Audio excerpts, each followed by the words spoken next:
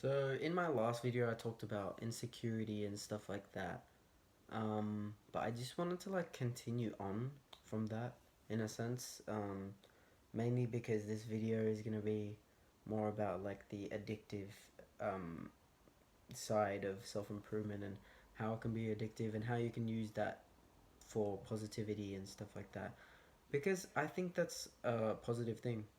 You can turn your addictions into positive things like self-improvement addiction. Um, so I think, yeah, um, if if you're like a gamer out there or something, you might think it's like leveling up or whatever, getting life XP. Because that's the way I like to think about it. It's kind of like a game. That's the way I like to think. Life is like a game, so it's like self improvement's a game, and you just gotta play to win the game, I guess. You know.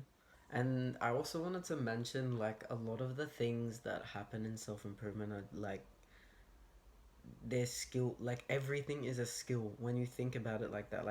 Um, making YouTube videos is a skill. Going to the gym, all right, that's also a skill. Like you can level that up. They're like traits or, even character traits like personality traits or, um, learning how to influence people.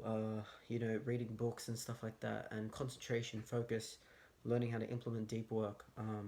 I think they're all really like valuable skills that can help you so much that in not just now but for your whole life. So, and it's also good to have that mindset. Self improvement is for life. You have your whole life to get that ideal, perfect self that you image that of the image that you have in your head of yourself. Um, Even me too. I like to like visualize my life. I'm like, oh man, that would be so good to have all of that stuff. I think everyone has that kind of ideal version of themselves, um, where they just visualize, oh, my life would be so good if I had that thing. All right, then go and get it. Just go and level up. Go and level up. You know what I'm saying? um, yeah.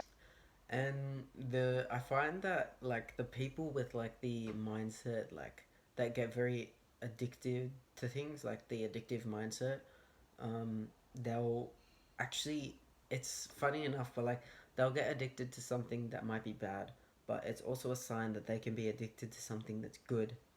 You know what I'm saying? Like it's so you can use that negativity to fuel the positivity.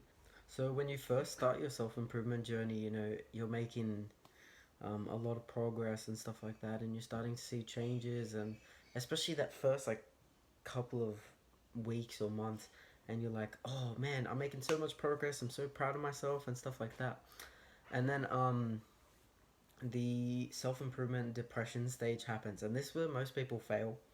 And this happens like, oh man, maybe this can happen for a couple of months, probably max a year maybe. And what happens is, after they see all this progress and they're seeing in their mind like, oh wow, look at me, I'm making all this progress and stuff, and then the self-improvement depression stage hits, and they're like, wow, like, whoa, I'm not making like any progress. I'm just staying, not that they're not making any progress, but maybe they're not making as much progress as they were before, and it started to slightly decline a little bit. Maybe they're failing a little bit more, they're not doing all the good habits, and they're not checking everything off. But that's all part of the journey. That's, not ticking off the habits is part of the journey. That's, little imperfections about you that's saying, hey, we need to get better at this. We need to level up. We need to improve this skill. We need to improve our discipline. We need to do the hard work, especially when we don't feel like it, and we need to, put our heads down and, get down to work. But obviously, that 100% max level, whatever, is like the ideal version of you, and you have your whole life to tick all the boxes. So it's just like you have such a long time. And if you're watching this, you're probably quite young, I'm assuming. And even me myself, I'm 17, so I'm like, pretty like young. Like I would assume, you know. Obviously, like 17 is like a big number and everything, but like it's still very young, and I'm very at the start of my life. I haven't even been born yet, technically.